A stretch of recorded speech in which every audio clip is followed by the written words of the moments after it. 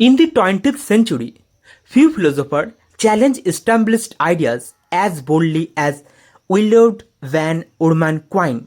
He was an American philosopher, logician, and mathematician who transformed the way philosophers think about language, knowledge, science, and reality.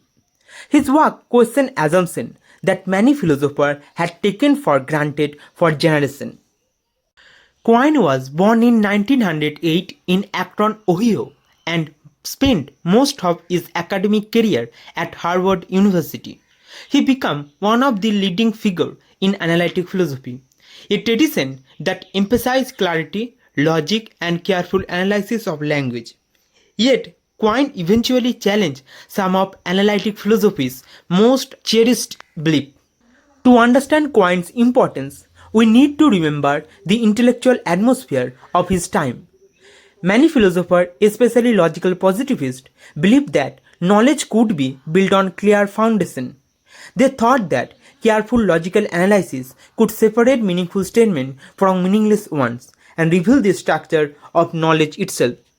Quine admired the precision and rigor of logic, but he was skeptical of the idea that knowledge rests on fixed foundation. Instead, he believed that our beliefs form an interconnected network. No statement stands completely alone. Every belief depends in some way on many other beliefs that support and explain it. This holistic approach became one of Quine's most influential contributions. Rather than viewing knowledge as a building constructed on secure foundation, he compared it to a web. When new evidence appears, we may adjust different parts of the web, but the web as a whole remains interconnected and dynamic. Quine also rejected sharp division between philosophy and science. For him, philosophy was not a separate discipline standing above science and judging it. Instead, philosophy and science are part of the same continuous effort to understand the world through observation, reasoning, and systematic inquiry. These ideas reached their most famous expression in an essay published in 1951 called Two Dogmas of Empiricism. This article became one of the most influential papers in modern philosophy because it challenged two assumptions that had shaped philosophical thinking for decades. Let us now explore these two dogmas in details. In Two Dogmas of Empiricism, Quine argued that empiricist philosophy depends on two beliefs that philosophers accepted almost without question. He called these beliefs dogmas because they are treated as unquestionable truth. Quine believed that both dogmas are deeply flawed and needed to be abandoned. The first dogma was this distinction between analytic and synthetic statement. Analytic statements are said to be true simply because of the meaning of the word are involved. For example, the statement all bachelors are unmarried seems true by definition, regardless of experience. On the other hand, synthetic statements are believed to depend on fact about the world. For example, the sky is cloudy today can only be confirmed by observation. Philosophers traditionally thought that analytic truth depend on meaning alone, while synthetic truth depend on experience. This distinction appeared obvious and was widely accepted. Logical positivists rely heavily on it because they believe that logic and mathematics belong to the analytic category, while scientific knowledge belong to the synthetic category. Together, these categories supposedly explain how knowledge works. Quine carefully examined this distinction and found it problematic. He asks a simple but powerful question: what exactly makes a statement analytic?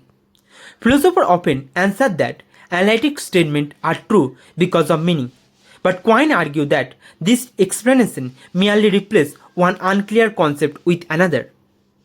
For example, philosophers might say that bachelor means unmarried man, but then we must explain what is meant for two expressions to have the same meaning. Attempt to define synonyms, meaning, or analyticity often ended up relying one another, creating a circular chain of definition.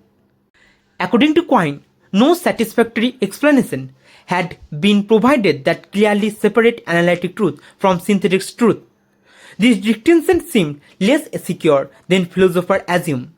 If we cannot clearly define analyticity, then the entire analytic-synthetic division becomes questionable.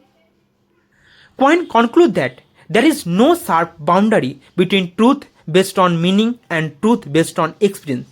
Instead, all statements belong to a larger network of belief. Some beliefs are more central and resistant to change, while others are easier to revise when evidence conflicts with them. This brings us to Quine's second dogma. Many empiricists believe that each meaningful statement could be linked directly to particular experiences. In other words, every statement was thought to have its own specific observational basis that determined its truth or falsity. Quine rejected this idea as well. He argued that experience does not test individual statements one by one. Instead, experience confronts our system of belief as a whole. When observation conflict with expectation, many different parts of our belief system could potentially be adjusted. Imagine a scientist encounter surprising experimental result. The problem may not lie in the main theory itself. It could arise from an auxiliary assumption, a measuring instrument, a mathematical calculation, or some background belief. Experience alone does not tell us exactly which belief must be changed. This insight becomes known as confirmation holism. According to Quine, evidence support or challenge entire network of belief rather than isolated statements. Scientific theories, logical principle, mathematical assumption, and ordinary observation all work together within a single interconnected system. Quine famously compared our knowledge to a web of belief. At the center of the web are deeply entrenched principles such as logic and mathematics. Near the edges are beliefs directly connected to observation.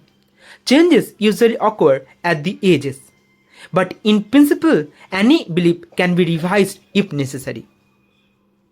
This idea was revolutionary because it suggested that even logical and mathematical principles are not absolutely immune from revision. Quine did not claim that such revisions are common or easy. Rather, he argued that no belief is completely beyond reconsideration, if doing so helps preserve the coherence of the overall system. The impact of Two Dogmas of Empiricism was enormous. It weakened confidence in traditional empiricism, challenged the foundation of logical positivism, and encouraged philosophers to think more carefully about meaning, knowledge, and scientific reasoning. The essay remains one of the most discussed works in contemporary philosophy.